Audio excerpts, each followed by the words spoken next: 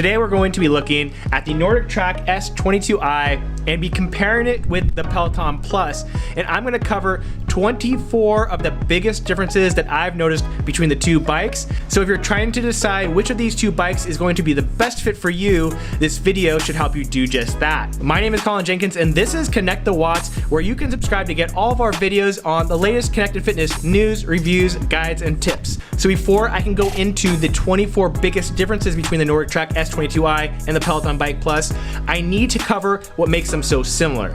And there are really about 10 similarities that really stick out between these two bikes. The first of which is their build quality.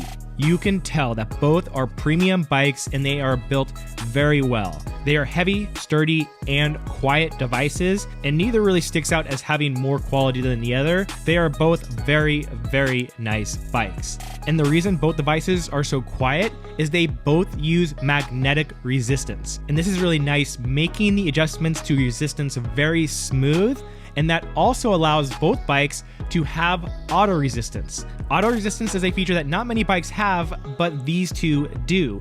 And what this allows you to do is when you are taking a class, you can select auto resistance so that all of the resistance and everything adjusts automatically to what was intended by the coach or trainer. And this is a great feature to keep you immersed into the workout rather than taking you away from the workout by having to adjust the buttons or turn the knob to make sure that you are in the right resistance. The next similarity is that they both have rotating 1080p HD screens, which both allow for a full 360 degrees of viewing, which is nice because both services offer additional classes that you can take off of the bike. The fifth thing they have in common is that they have monthly challenges for you to take part in to help give you goals and keep you accountable. They both have live classes that you can take. They both have leaderboards so you can see how you stack up versus everybody else who has done the workout as well as who's in the class with you live.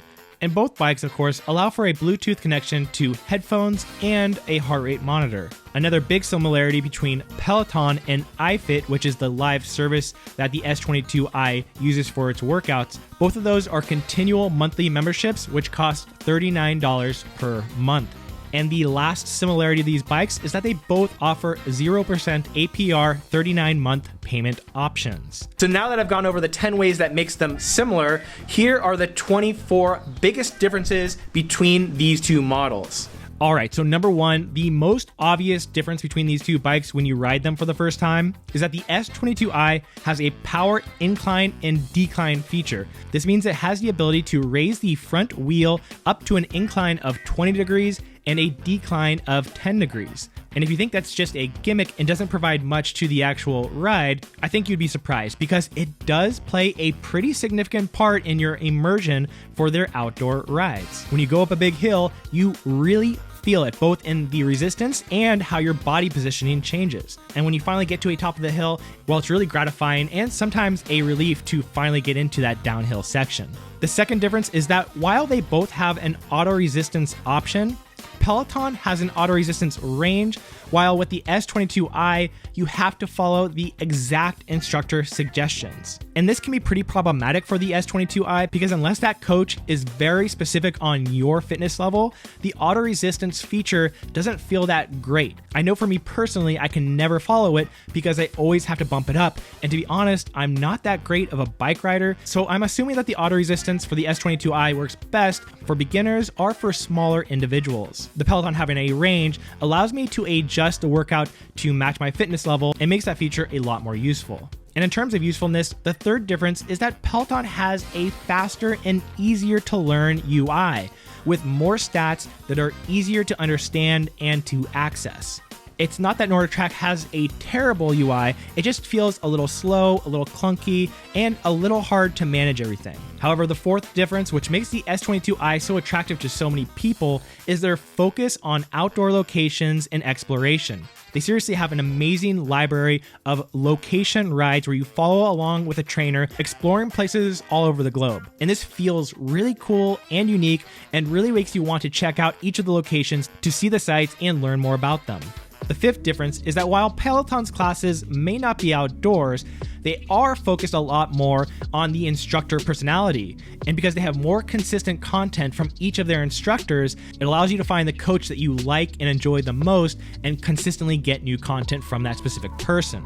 While the S22i and iFit are much more focused on the locations in the rides themselves, without that consistent interaction with their audience, the instructors just can't display that level of personality that you can get with the Peloton. And going more into the Peloton classes, each of them has a curated playlist for each ride, whereas the S22i just has a general radio station, which generally means the Peloton rides have better music, theme music rides, and music from certain artists that you may want to seek out and enjoy. However, by not having music curated to each class, the S22i actually allows for something that I think is really great, which is allow you to remove the music completely.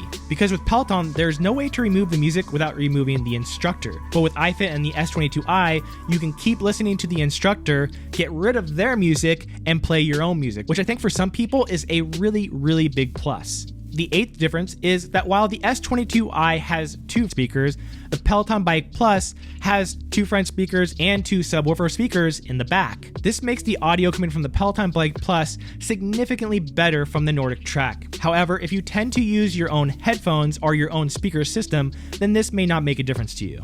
Next up is the screen size, and the Peloton Plus is just a little bigger at 24 inches, whereas the S22i is only 22 inches. And while this is a small difference, it is noticeable when you're that close to the screen. But the next difference that I really like about the S22i is that it came with a built-in fan and accessory tray. And I know you can always get attachments, but that fan is just placed absolutely in the right spot and doesn't require another power source as it's plugged right directly into the bike. But one thing that the Nordictrack S22i cannot do is sync with your Apple Watch. And while the ability to pair your Apple Watch with the Peloton has been cut back a bit, it still works with all of their cycling classes. The next difference you should know is that they come with different clips. The Peloton Bike Plus comes with Delta clips, which requires a cycling shoe with a Delta attachment, whereas the S22i comes with a cage that works with any shoe.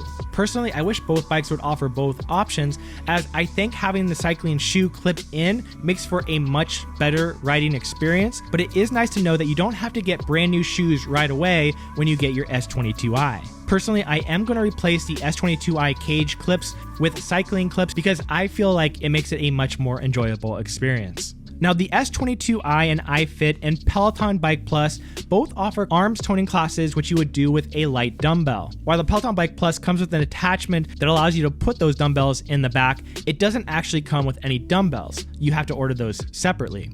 But the S22i does come with 3-pound dumbbells, so that if you wanted to take part in those arms toning classes, well, you don't need to purchase anything additionally.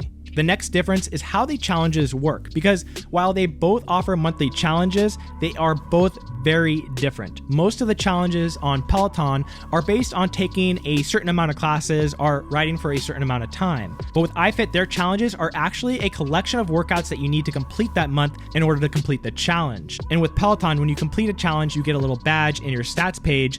But with iFit and Nordictrack, when you complete a challenge, they actually send you a magnet representing that challenge for absolutely free. And I think that's actually really cool and motivating to start collecting those. Another sort of strange difference you might notice between these two bikes is that the Peloton Bike Plus has an on-off button, so you can turn it off when you're done. The S22i doesn't have any off button, and so the only way to turn the S22i off is to unplug it. Going back to the classes and the workouts, there is another difference that you may notice, and that is that the iFit classes are very focused on series and progressions, where one class leads to another class, and there's reasoning behind that, whether it's exploring a new location or building up an actual training phase, increasing the difficulty over time, but there almost always is some sort of progression or logic involved in their class series. Whereas the Peloton is sort of just a mix and match and do whatever you enjoy. Peloton does have a few collections similar to this, but for the most part, it's pretty much encouraged that you just explore and do whatever you want on any given day.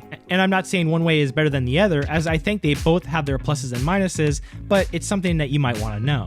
Speaking of classes, if you want to filter and find the perfect class, then Peloton gives you much better filtering, so it's much easier and much faster to find the exact class that you are looking for. I noticed with iFit that the UI is just a little funky, and it can be hard to find exactly what you want because the options and choices they have for filtering classes just isn't as useful or as user-friendly. The next big difference between these two bikes is their warranties. While the Peloton Bike Plus does come with a 12-month limited warranty, the S22i has a 10-year frame warranty, a 2-year part warranty, and a 1-year labor warranty. So if you're worried about your bike or its parts breaking down, then Nordictrack offers you a little more protection.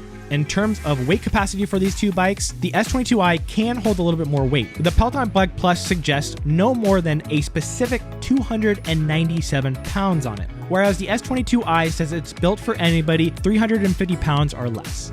The 20th difference between these two bikes is that in order to control resistance, Peloton uses a knob in the center of the bike, whereas the S22i uses buttons on the right side of the handlebars. While the buttons are placed in a convenient spot, adjusting the resistance isn't quite as fast or as smooth as being able to turn the knob.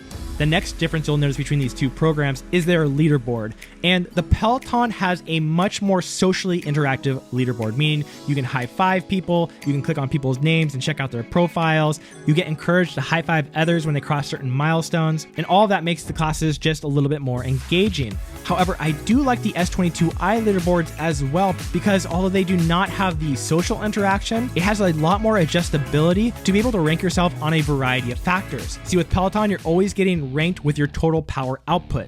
But for some people, this isn't very motivating. Most women, for example, never really have a chance to get to the top of the leaderboard when competing against men because having a lot of weight and muscle is a significant factor in your overall power outage. But with the iFit leaderboard, you can go by power outage, or you can go by effort, which is where it compares your effort given your previous efforts for that sort of ride. And that's really a cool option because it allows some people to compete on effort rather than total output, which I think will provide some people just a bit more motivation, especially for those who tend to fall at the bottom of the overall power output leaderboard. Difference number 22 has to do with their trials, because Peloton allows you to use their bike with a 30-day risk-free trial, meaning if at any time within the 30 days you no longer want the bike, they will take it back and it'll cost you nothing. The Nordictrack S22i also has a 30-day trial, but in order to return it, it will cost $250 plus 10% for a restocking fee, which means that you're paying over $400 no matter what. But in terms of value that comes with the purchase of the bike, the S22i comes with a full free year of their membership with iFit, whereas the Peloton comes with absolutely no free months except for while you are waiting for your bike to arrive. So the day that your bike arrives, you begin making your $39 per month payments. And that goes into my 24th and final difference between these two bikes is their price. The S22i is $1,999, and the Peloton Bike Plus is $2,495, so about a $500 difference. However, if you factor in the free year of membership with the S22i, then you are looking at closer to a $1,000 difference between these two bikes. And so before you make the choice between these two, you do want to really factor in all of the differences between them, how important those differences are to you. And if you are thinking about going for the Peloton Bike Plus, it should be important to understand that that purchase will be about $1,000 more than the S22i. What are your thoughts between the two bikes? Which bike are you going to get? Let me know in comments. As always, if you enjoyed the video, please give it a thumbs up. And if you didn't enjoy it, make sure to subscribe. That'll be all for this video. Thanks so much for watching. Have a great day, and I'll see you in the next one.